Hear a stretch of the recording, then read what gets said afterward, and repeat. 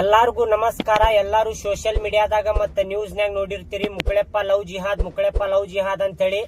ನಾ ಯಾವ್ದೇ ತರದ ಲವ್ ಜಿಹಾದ್ ಮಾಡಿಲ್ಲ. ನಾವ್ ಇಬ್ರು ಇಷ್ಟಪಟ್ಟ ಮದ್ವೆ ಆಗಿದ್ದೈತಿ. ಮತ್ತ ನಾವ್ ಯಾವ್ದೇ ತರದ ಮತಾಂತರ ಮಾಡ್ಕೊಂಡಿಲ್ಲ. ಇವ್ರು ಯಾವ ಧರ್ಮದೊಳಗೆ ಹುಟ್ಟ್ಯಾರಲ್ಲ ಅದ ಧರ್ಮದೊಳಗೆ ಹೋಗ್ತಾರ ಕಡೆ ತನಕನು. ನಾ ಯಾವ ಧರ್ಮದೊಳಗೆ ಹುಟ್ಟೇನಲ್ಲ ನಾನು ಕಡೆ ತನಕನು ಅದ ಧರ್ಮದೊಳಗೆ ಹೋಗ್ತೇನಿ. ಯಾವ್ದೇ ತರ ಮತಾಂತರ ಮಾಡುದಿಲ್ಲ. ಮತ್ತ ನಮ್ಮ ಕಲಾವಿದ್ರ ಒಳಗ ಜಾತಿ ಧರ್ಮ ಯಾವ್ದು ತರಾಕ್ ಹೋಗ್ಬೇಡ್ರಿ.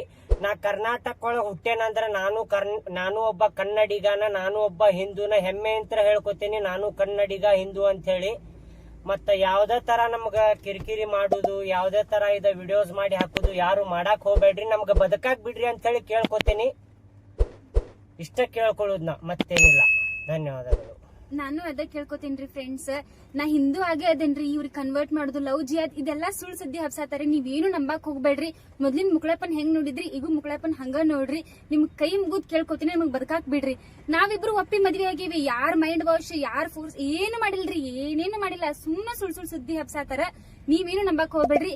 ಸ್ವತಃ ನಾವೇ ಇಬ್ರು ಗಂಡ ಹೆಂಡತಿ ಕುಂತ ಹೇಳತ್ತೇವಿ. ಇಬ್ರು ಪ್ರೀತಿಸಿ ಮದ್ವೆ ಆಗಿವಿ. 3 ವರ್ಷ ಪ್ರೀತಿಸಿ ಮದ್ವೆ ಆಗಿವಿ. ಧನ್ಯವಾದಗಳು.